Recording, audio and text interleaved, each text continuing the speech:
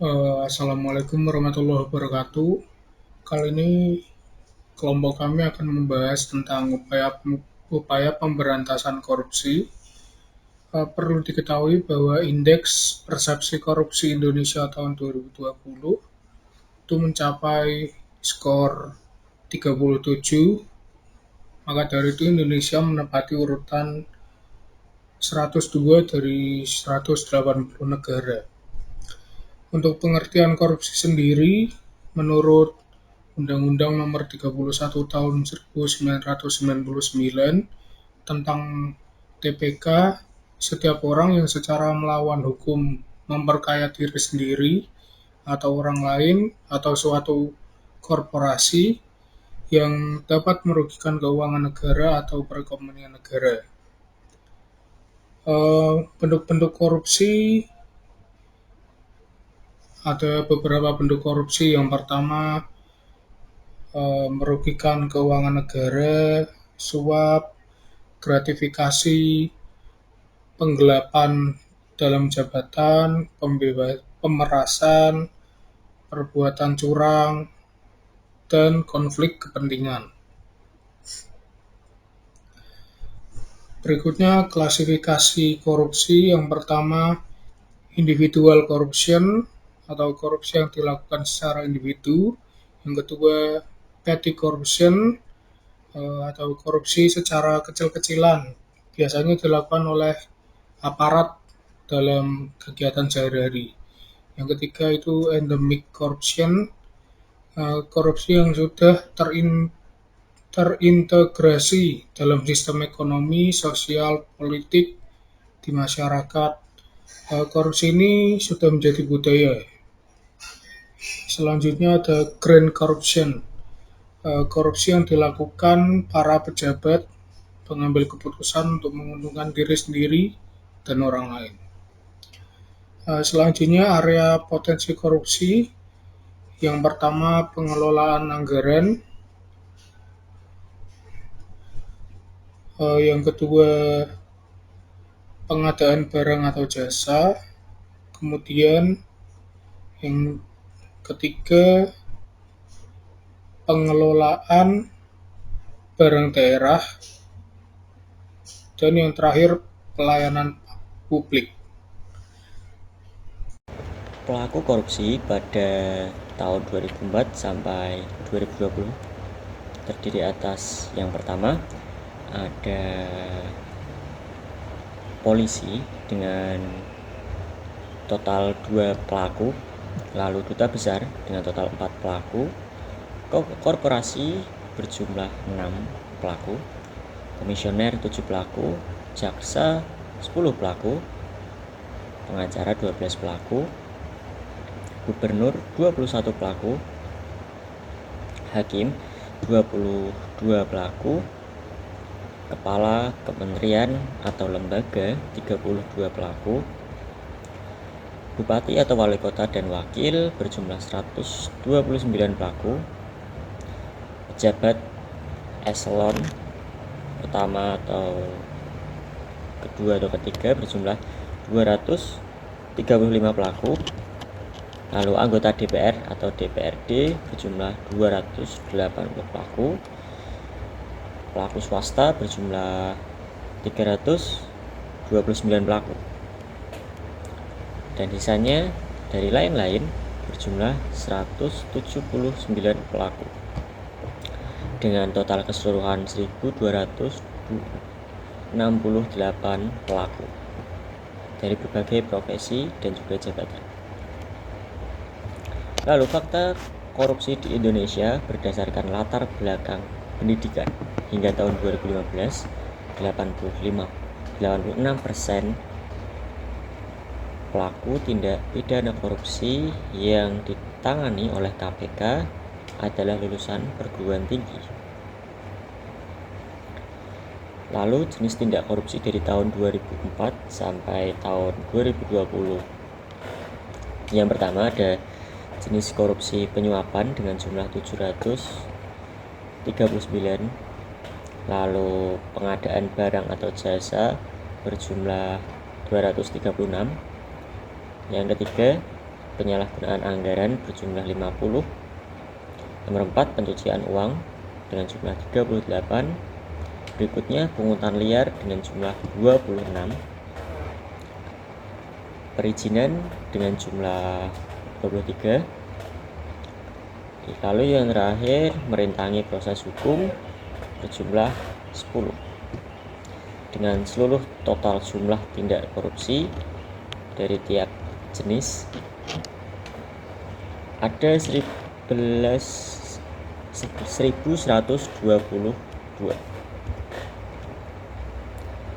Penyebab korupsi dijelaskan oleh Jack Bologna melalui Gun Theory. Yang pertama ada greed atau serakah. Yang kedua adalah opportunity atau peluang. Yang ketiga ada needs atau tekanan ekonomi. Yang terakhir ada exposure atau ingin pamer. Lalu yang kedua ada fraud triangle dari Donald R. Tracy. Yang pertama, yang paling atas dari segitiga tersebut ada tekanan atau the unshareable pressure. Lalu di sebelah kiri bawah ada peluang atau perceived opportunity. Lalu yang sebelah kanan bawah ada rasionalisasi atau rationalization. Lalu berikutnya ada teori Klitgaard, yaitu C sama dengan M plus D minus A. C berarti corruption, M berarti monopoly of power, D discretion of official, dan A accountability. Menurut Robert Klitgaard, monopoli kekuatan dan tingginya kekuasaan yang dimiliki seseorang tanpa pertanggungjawaban dan tanpa ada pengawasan menyebabkan orang melakukan korupsi. Lalu ada dampak korupsi. Yang pertama, inefisiensi dalam penyelenggaraan negara. Kedua, kenaikan biaya administrasi. Ketiga, mengurangi kuantitas dan kualitas hasil pembangunan. Yang keempat, ada pelayanan publik menurun. Yang kelima, menurunkan martabat aparat birokrasi. Nomor 6, ketidakpercayaan masyarakat terhadap birokrasi. Dan yang ketujuh, ketimpangan dalam pendapatan.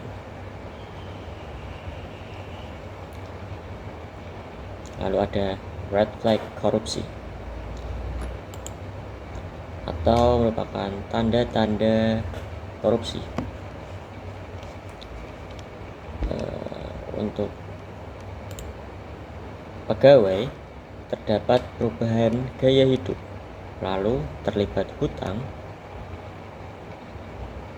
terus perubahan perilaku, tingginya perputaran pegawai, menolak mengambil cuti, tidak ada pembagian tugas yang jelas. Untuk manajemen, enggan memberi informasi pada auditor. Keputusan didominasi individu, lingkungan pengendalian lemah, mempunyai saldo rekening tidak wajar, transaksi besar di akhir tahun, lalu kontrak jasa konsultasi yang tidak ada hasilnya, lalu yang terakhir banyak dokumen hilang atau fotokopian tidak lengkap. Nama saya Vanindar Kukuh Wicaksono, nomor C11 2021 023386. Di sini saya akan menjelaskan tentang semangat melawan korupsi. Semangat melawan korupsi terdiri dari korupsi musuh kita bersama, dilanjutkan menjadi mindset yang harus dimiliki setiap individu, lalu individu berintegritas berani menolak korupsi, dilanjutkan oleh pemimpin role model berintegritas, lalu virus influence bagi kelompok dan lembaga, dan yang terakhir semangat melawan korupsi menjadi sebuah gerakan. Dilanjutkan oleh upaya pemberantasan korupsi. Semua itu bermuara pada aparat birokrasi, mulai dari regulasi, aparatur sipil negara berintegritas, pendidikan anti korupsi yang terintegritas, lalu penerapan penegakan hukum konsisten dan adil. Kunci dari mencegah korupsi adalah integritas. Lalu salah satu cara untuk menguji integritas adalah sumpah jabatan yang berbunyi, demi Allah saya bersumpah bahwa saya dalam menjalankan tugas jabatan akan menjunjung etika jabatan, bekerja dengan sebaik-baiknya dan penuh tanggung jawab. Bahwa saya akan menjaga integritas, tidak menyalahgunakan kewenangan, serta menghindari diri dari perbuatan tercela. Integritas adalah suatu konsep berkaitan dengan konsistensi dalam tindakan-tindakan, nilai-nilai, metode-metode, dan berbagai hal yang dihasilkan. Berintegritas sering diartikan sebagai pribadi yang jujur dan memiliki karakter yang kuat. Integritas adalah persatunya antara kejujuran, konsistensi, dan keberanian untuk melakukan tindakan benar tanpa kompromi. Integrity terdiri dari believe, say, and act. Pribadi yang berintegritas menjalankan aktivitas dengan benar selaras dengan keyakinan, belief, yang diucapkan, say, dan yang dijalankan, act. Konsep integritas, executive brain assessment. Integrity terdiri dari konsistensi, kejujuran, dan keberanian. Kejujuran dimensi potensi integritas yang menunjukkan aspek komponen integritas pada kesadaran dan kebenaran dalam sikap kejujuran yang terdiri dari aspek empati, tidak mudah menuduh orang lain, dan rendah hati. Konsistensi, dimensi potensi integritas yang menunjukkan komponen integritas pada konsistensi adalah dalam perbuatan yang terdiri dari aspek pengendalian emosi, akuntabel, dan fokus menyeluruh. Komponen integritas pada keberanian menegakkan kebenaran secara terbuka yang terdiri dari aspek keberanian, courage, dan percaya diri, self-confidence. Berani menyampaikan sesuatu yang benar artinya berarti sudah sesuai dengan aturan dan nilai. 9 nilai integritas adalah pertama jujur, adil, tanggung jawab, berani, peduli, disiplin, mandiri, kerja keras, dan sederhana. Pembangunan komponen integritas KPK Republik Indonesia dimulai dari proses internalisasi integritas sebagai upaya menghasilkan integritas pribadi yang tinggi melalui strategi dan teknik internalisasi. Lalu proses pembangunan integritas sebagai upaya menjaga organisasi berintegritas tinggi yang digerakkan oleh komponen individu yang berintegritas tinggi. Proses penyelarasan atau sinergi pilar sebagai upaya untuk terjadinya sinergi dari berbagai KLOP pada setiap sasaran sehingga terbentuk integritas pilar. Lalu yang terakhir proses penyelarasan atau sinergi pilar sebagai upaya untuk terjadinya sinergi dari berbagai KLOP pada setiap sasaran sehingga terbentuk integritas pilar yang berakhir pada integritas pilar. Sekian dari saya untuk penjelasan ini. Nama saya Muhammad Fadil Salim.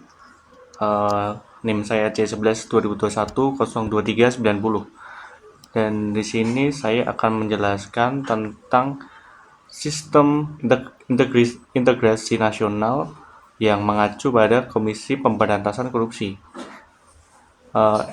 SIN adalah sebuah sistem informasi yang dibuat dan digunakan oleh KPK untuk mendukung kegiatan-kegiatan kerja mereka dalam melaksanakan tugas-tugas pemberantasan korupsi.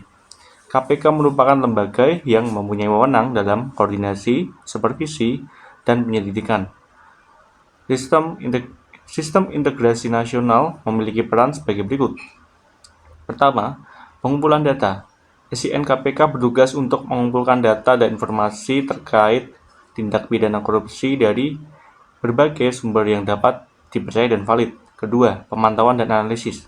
Data yang dikumpulkan akan dianalisis dan dipantau untuk mencari tahu pola-pola tertentu dan mencari tahu keterkaitan antar kasus atau menemukan kasus yang mempunyai potensi korupsi baru. Yang ketiga, integrasi sistem. SIN memungkinkan KPK mengintegrasi berbagai sistem dan database yang diperlukan untuk proses penyelidikan dan penuntutan. Sistem ini digunakan untuk pertukaran informasi antar divisi atau unit di dalam KPK. Keempat, transparansi dan akuntabilitas. Menggunakan SIN, KPK dapat memperlihatkan hasil kinerjanya kepada publik dan meningkatkan transparansi serta akuntabilitas. Kelima, dukungan pencegahan korupsi. Sistem ini tidak hanya membantu dalam penegakan hukum, tetapi juga mendukung program-program pencegahan korupsi melalui penyelidikan, informasi, dan analisis data praktik-praktik korupsi. Keenam, koordinasi dengan lembaga lain. SIN mendukung koordinasi KPK dengan lembaga pemerintah lainnya, sektor swasta, dan masyarakat sipil untuk bersama-sama berperan dalam pemberantasan korupsi. Selanjutnya yang akan saya jelaskan adalah pentingnya integritas untuk masyarakat. Integritas merupakan peran kunci pemberantasan korupsi. Sebagai dasar etika dan moral, integritas menuntun individu untuk bertindak dengan kejujuran, tanggung jawab, dan keadilan. Ketika integritas ditegakkan dalam sebuah sistem atau organisasi, terdapat beberapa keuntungan yang dapat meminimalisir tindakan korupsi. Di antaranya, pertama, pembentukan budaya kejujuran. Individu atau pegawai yang memiliki integritas akan mengutamakan kejujuran dan transparansi dalam setiap tindakannya. Hal ini akan membangun budaya di mana korupsi menjadi suatu hal yang tidak diterima. Kedua, keteladanan kepemimpin. Pemimpin dengan integritas tinggi menjadi panutan dan menanamkan nilai-nilai anti korupsi dan kebijakannya. Ketiga, pengambilan keputusan berdasarkan prinsip. Integritas mendukung pengambilan keputusan yang tidak hanya berdasarkan manfaat pribadi atau kelompok, akan tetapi mempertimbangkan kepentingan dan keadilan. Keempat, mencegah benturan kepentingan. Integritas memotivasi individu untuk menghindari konflik kepentingan yang bisa membuka peluang untuk korupsi. Kelima, penguatan sistem penguasaan. Dengan integritas, pengawasan terhadap tindakan dan keuangan organisasi dilakukan dengan lebih ketat dan adil, memperkecil celah untuk korupsi. Keenam, penegakan hukum yang adil. Integritas dalam penegakan hukum berarti setiap kasus korupsi ditangani dengan serius dan adil, tanpa memandang status maupun pengaruh pelaku. Ketujuh, kepercayaan publik. Integritas menumbuhkan kepercayaan publik pada institusi dan proses pemerintahan yang penting untuk menjaga kerjasama sosial dan keberhasilan upaya anti korupsi.